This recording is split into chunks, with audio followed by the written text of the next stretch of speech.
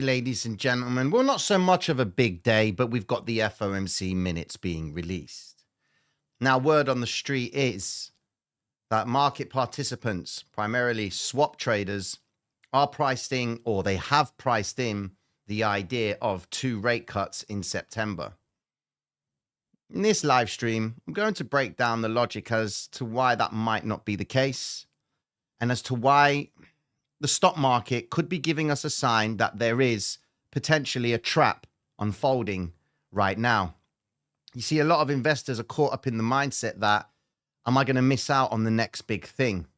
But you've got to understand, you've got a disgruntled president who's got it in for the chair of the Federal Reserve. Federal Reserve is a big thing, man. That decides whether we print more dollars or not. That decides whether interest rates are high or low.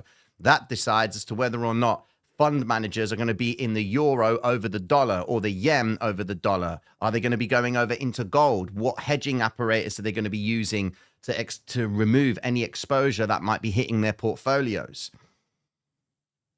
In this live, I'm going to talk about one thing, and that is volume, because volume is the true representation of whether investors are committed to start getting involved in stock. So if you are new, welcome to the live stream, ladies and gentlemen, and let's just break down exactly what may happen today. Let's get with the program, gang. Here we go. Happy days. Yes, good morning. 70K, 74K was also a trap for you. Ah, lovely. The naysayers. The naysayers are coming into the live. Well, welcome, my friend Buzz. Happy days to you. But you're talking about 74. We're 108 now, bro. Like that is before. And when I talk about traps, I'm not talking about the next 6 months are going to be a trap. We're talking about day-to-day movement, because every day you come to the charts, you decide whether you should be buying Bitcoin, yes or no. And that's what everyone is doing right now. According to the stock market, tariffs are going to be a little bit more of a problem. If you saw what happened to copper yesterday, I mean, look at this. It's pretty evident that copper has shown itself as a very interesting asset to trade. This is, of course, because Trump had come out saying that he's going to be putting a tariff on copper. And according to the article, it says that if that was the case, that is going to be hurting the US consumer completely. Now, you've got to understand, Trump is trying to do all of what he's doing right now in the administration just to show all the participants around the world that there's no longer a chance to violate the US when it comes to trade. That's his argument. They've been taking the mick. They've been taking the US for granted, and now it's payback time. So I believe that Trump is going to cause a lot of problems. Going into the actual article, it says the following thing right here. It says the market has already overreacted in the past on Trump's trade announcements, and they already anticipate that whenever he says there's going to be a tariff, there's equally going to be a deadline, there's equally going to be an extension. So in essence, the market's not taking what he's saying very seriously. Now, going further into it, it says here, that being said, tariffs will end up being much higher in the fall than they were at the beginning of the year. So that's likely to fuel inflation. And you've got to understand, there is no tariff that is set in stone right now. There isn't. And it's all speculation. Is it going to be this? Is it going to be 60%, 70%, 90%, 300%? No one knows exactly what the story is, which is why the Federal Reserve is reluctant to cut the rates at the speed that Trump wants Powell to do it at, because they're concerned that there will be tariff inflation. Even though some of you say that tariffs is deflationary, think about it. It's not. Why? Because if you increase the cost of copper, or the tariff on copper, should I say, a tax on copper, where is that going to get absorbed? Copper is used in everything that we use, ladies and gentlemen. And if the cost of doing business with copper is going up, who's going to pay for it? You. Because you're the consumer, you have to pay for it. There's going to be more of a demand for these products, and they know that the demand's going to be there because we need copper in our everyday, just for electronics, everything.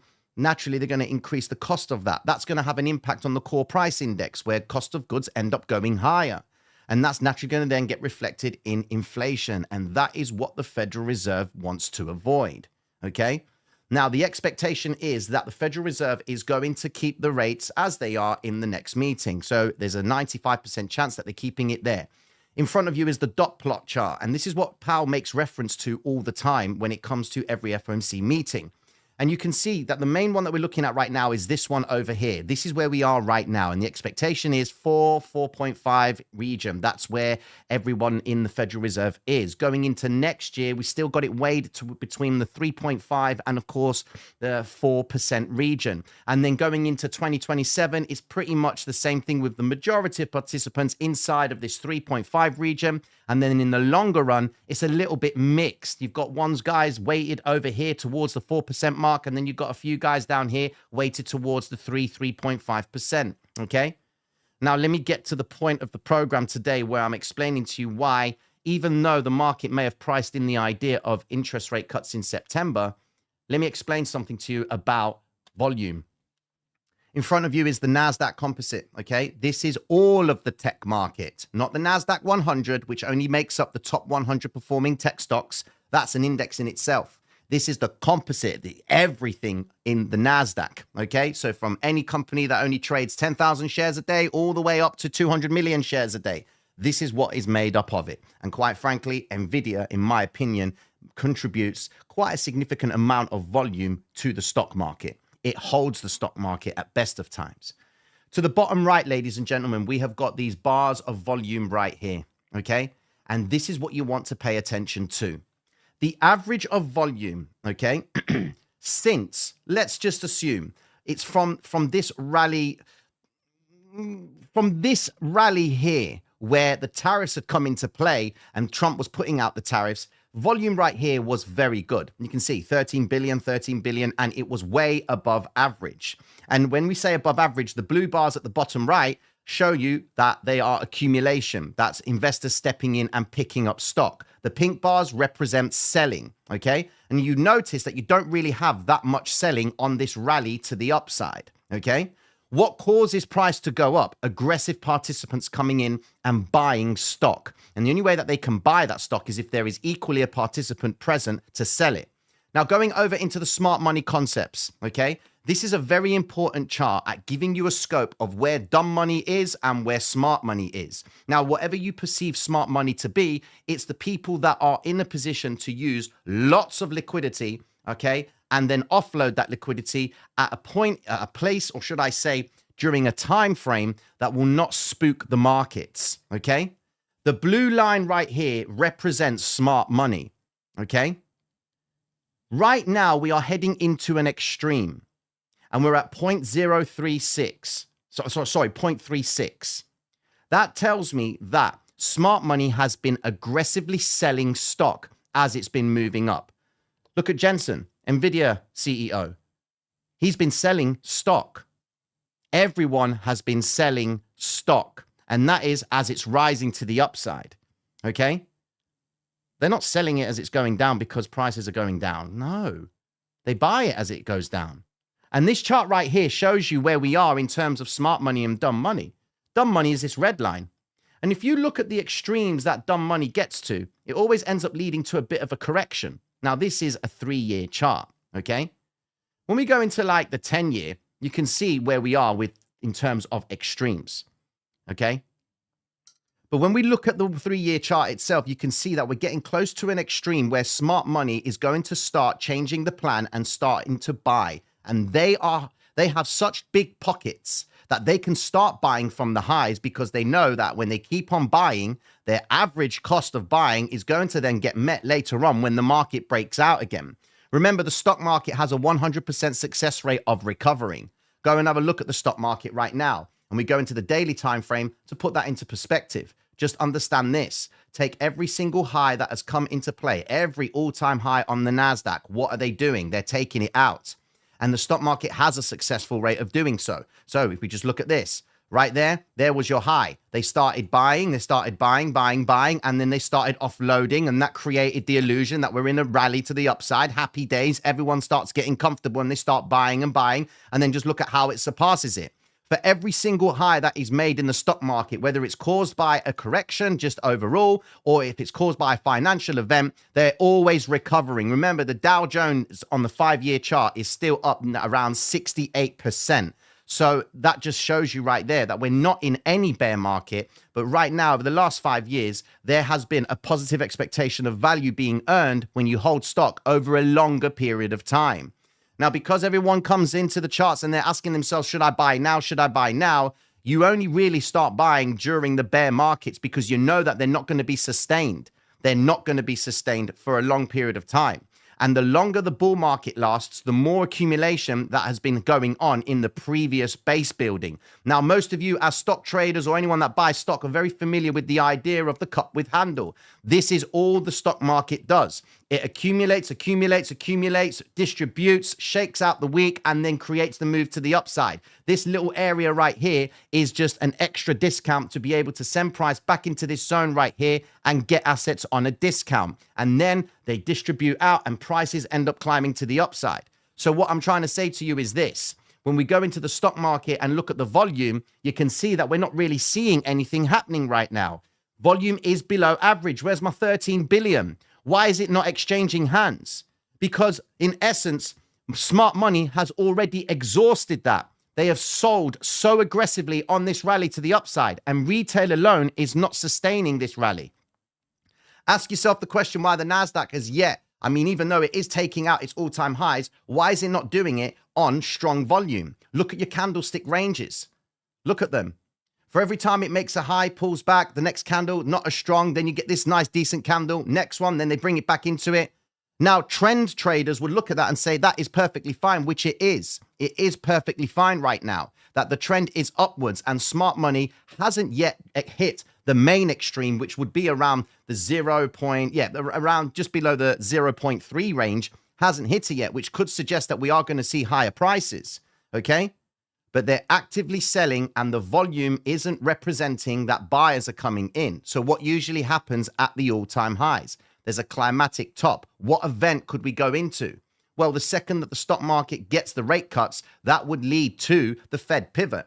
And once the Fed pivot comes, that'll be the perfect time for the smart money concept to suggest that they've hit an extreme. And now is the time to start buying and start building the base for the next rally to the upside, which would then give us this, come down, and then, of course, the stock market would then, in principle, shoot up from this range and go on to claim higher ground. I believe the NASDAQ's going to be trading at around 26,000, even 30,000. I genuinely believe that because with NVIDIA's market cap alone going to around 5-6 trillion, you can appreciate that that's going to bring a lot of money and a lot of printing also. So where does that put us overall? Well, look, you've got other issues that are coming into the marketplace as to whether or not investors think they are going to get the cuts. Now, this is my logic here. In front of you, I've got the CME that shows you the rates for September. This is what they're saying. 62% of participants believe that we're going to get a cut at 4.25%. 33% believe that we're going to still be in the same position. In today's FOMC minutes, if we get any inkling that they're going to be in the wait and see mode, well, you can't blame them if they do say that. Why? Because we haven't yet had the inflation or impact of tariffs.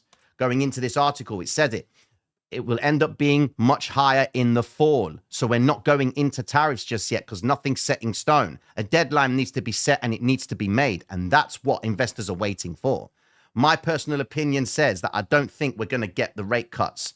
I think we could even get one. But the bigger the cut that we get, the stronger the rejection in the marketplace will be. Why? Because a Fed pivot needs to be strong. It needs to show commitment that they are going into the easing process. We're not getting that just yet, okay? Now, going over into Bitcoin, cryptocurrency overall, you can see Bitcoin is doing relatively well, is doing nicely above the actual 5 and 13 EMA on the daily time frame, okay? Now, what you've got to understand is this. The dollar dominance for Bitcoin, what are you doing? The dollar dominance for Bitcoin is going down, okay? But let me draw your attention to something. Dollar is doing well and it's basing out at these lows. We've got this vector candle right here, which could pose as a little bit of a problem for us. Going over to the euro itself, what's the euro doing? It's topping out.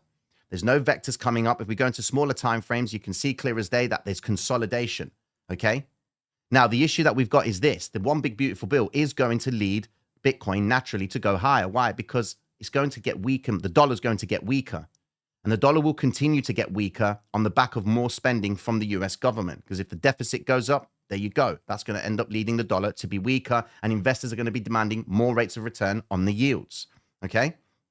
But going into today, The FOMC minutes will be coming out at 7 p.m. UK time, which will be roughly around 2 p.m. Eastern Standard.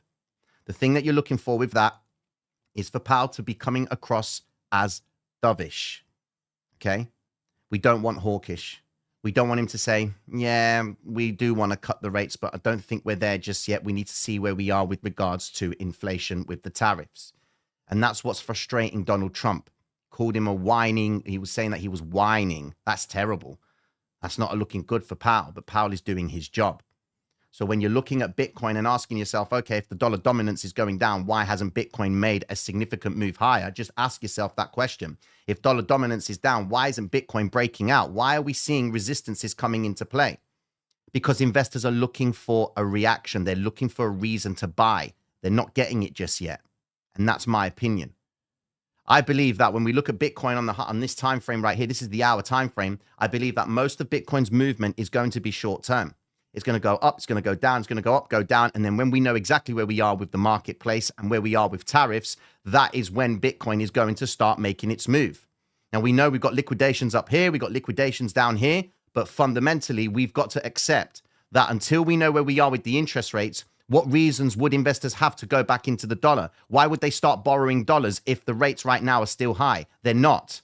So where are they going? They're going to euro, they're going to yen. That's why the euro is stalling at these highs. Okay, that's why the yen is holding out, and the yen itself has got major problems given that the government of the Japanese keep on buying these bonds and they're aggressive with their buying purchases of their bonds, which is making investors think, what are you trying to do here? It's like they're forcing the yields to come down.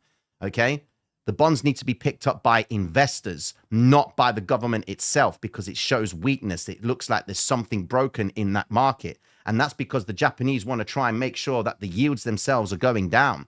They can't sustain these yields. It's not going to look good for them, okay? So as long as investors keep buying the bonds for the Japanese, then that means there is acceptance. They're going to then go into the yen, and then when they go into the yen, they come out of the dollar goes down, Bitcoin goes up, euro goes up, and everything against the US dollar continues to climb higher. But one thing you've got to take into consideration is this.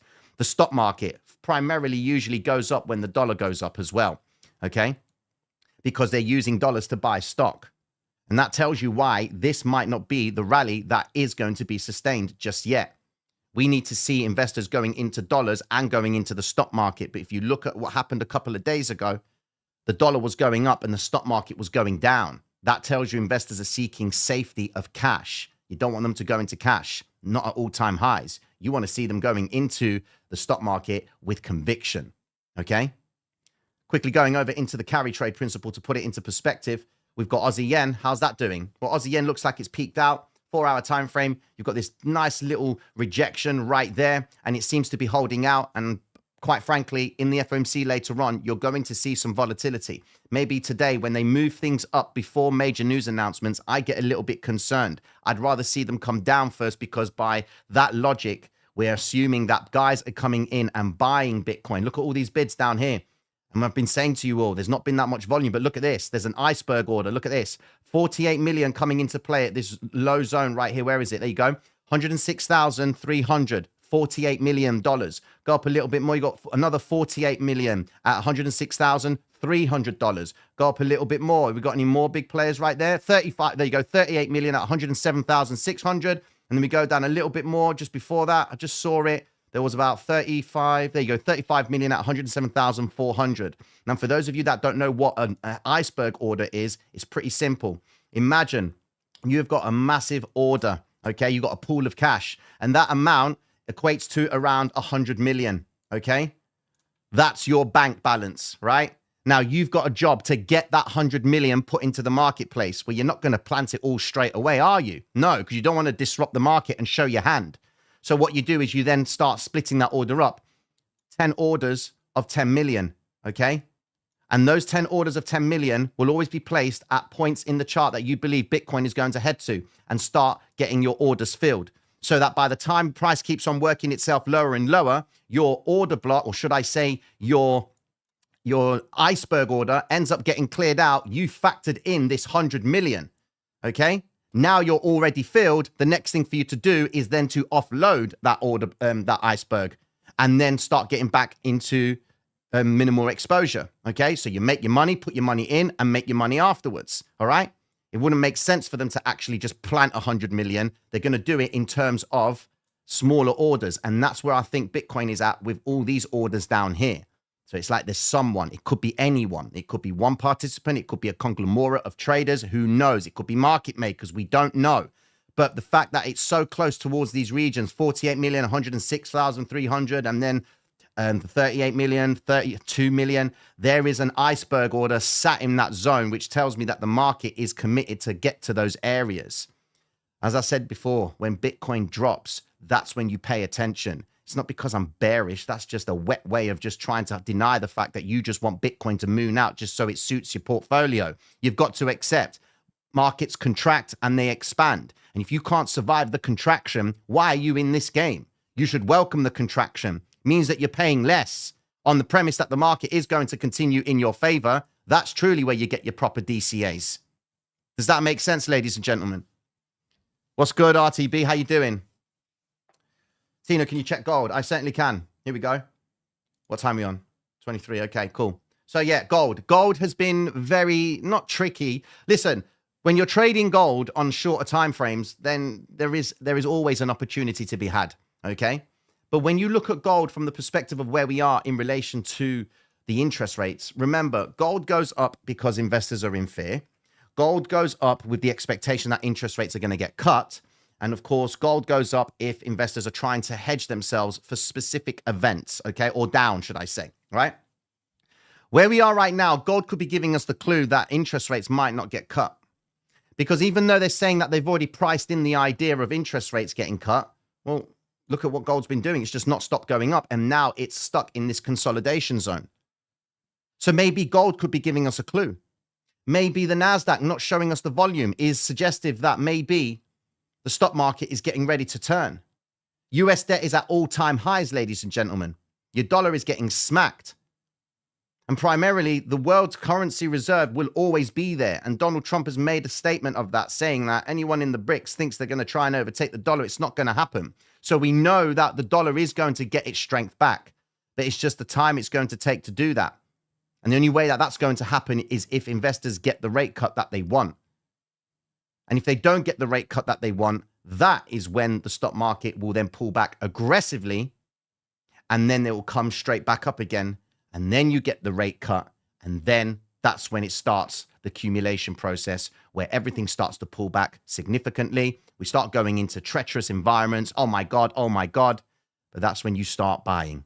And you get another metric that shows you that as well, which shows you the volatility index. The word on the street is when it's high, you buy. When it's low, you hold. That's what they say. Okay. So realistically, when they say it's low, when it's low, you hold. Technically, you could build yourself shorts. Okay. Because as this goes down, assets go up because this represents complacency in the investment market or hedgers. They don't feel like they need to hedge anything. That means they're going into risk. But the problem is the volume isn't there. That's the problem. And if the volume's not there until it arrives, it's not there. So we have to speculate on what we know. What we don't know is if it will come today, tomorrow. What reasons will they have? If the market's already priced in the idea of rate cuts, then we're done. That means that this is the top. Does that make sense? I hope it does. Quickly going over into NVIDIA to have a look at where we are with the big caps. Tesla coming into play with a very... I don't believe it's got any gap ups, gap downs. Here we go. Let me just go into smaller time frames to put that into perspective for any Tesla traders. Here we go. So going into the open, we don't really have anything going off. There's no gap up or downs. Price is just pretty stable right now, which is natural given that we've got the FOMC minutes. NVIDIA is coming in with a gap up to the upside right there. So that's good news as well, which then obviously makes sense as to why the NASDAQ is making a little bit of a move to the upside. But whenever you see the NASDAQ making a move higher before the New York Open, this is what you call the concept of front running, okay? When they front run with price, it means that they're marking it higher and higher. And then when the market actually does open, which will be in the next 4 minutes, that's when you're going to see the true intention of what they're actually trying to do here, okay? So just be very mindful with that, ladies and gentlemen, when you do come to the charts and you're going to trade this story of the FOMC minutes, just be careful because NASDAQ could actually make this move that it's making right now and then end up sitting in a rotation. What's a rotation? I'll quickly show you. A rotation is pretty simple, guys. What you've got right here is the VWAP, okay? Here's the VWAP. And usually when the market opens, the price is going up, it's going down, it's going up, it's going down. Then it tries to find its direction. It then makes a move in whatever direction it is, and then it comes back to the VWAP. When it goes back to the VWAP, it will go above it, but then come back into the VWAP. Might come back down again, holding this high, and then making a return back up. Not taking out this high, comes back down, sweeps that low, goes into that range again. This is what you call rotation on the VWAP. What you're primarily looking for is NASDAQ to move away from the VWAP to give you the idea that if you've got a trending VWAP and price is trading above the VWAP, that is consistent with them selling. Do we understand that? Do we understand that when price is trading above the VWAP, it's consistent with them selling? Because let me bring it to you like this. If you've got $100 million of my cash and I've told you to go and buy me some stocks, and now I'm saying to you, can you sell it for me? Where do you think I'm going to be satisfied you selling them from? I'm going to be happy at you selling them from these high peaks right here. Okay? Because the logic says that when guys are selling from here and there is strength, they're going to come back into the VWAP and it's going to bounce from there because there's lots of activity happening here. I'm discount traders picking up a stock on the cheap with the intention of it going back up again. So I'm going to want you to sell at these peaks. I'm going to be happy at that, aren't I? But then equally, on the other side, when the VWAP's going downwards, what do I want you to do? I want you to sell when price reverts back to the VWAP. Comes back into it. Sell. Down. Sell. Because I'm getting a better rate of return on my purchases when you're selling at the most probable, well, the highest activity in the chart. So understand, there's two participants in the VWAPs. The guys that buy here and sell at the VWAP. Okay? Then you've got the guys that sell at the VWAP. Okay, to then short from there, right? So you've got the buyers, then you've got the sellers. Equally, on VWAPs going upwards, you've got sellers at the highs of the VWAP, buyers of the VWAP, sellers above the VWAP, buyers of the VWAP. And when you understand that behavior and you've got a VWAP that is trending, then that makes it easier for you to understand if the day is going to be positive or negative. But when you have got a sideways flatline VWAP, that's rotation. That right there is a scalper's haven, okay? But it can be very tricky to trade consistently if you were to get that every single day. All right? With that being said, ladies and gentlemen, mad love and respect. I hope that makes sense for you. Again, just be very careful with today on the FOMC minutes. We're looking for a dovish tone from Powell to solidify the idea that we are going to get the rate cuts. However, if he does say we're in wait and see mode, then the market will have to absorb the idea that interest rates are going to be higher for longer. And the trajectory of interest rates being higher for longer means that they have an expectation that inflation could end up moving higher again. And that's not going to be good news for investors. Logic would say that investors would then go back into cash, and that will be where the dollar then starts to move up. All right. With that being said, guys, hit the like button, subscribe, and I'll be tuning into you all later on. Peace.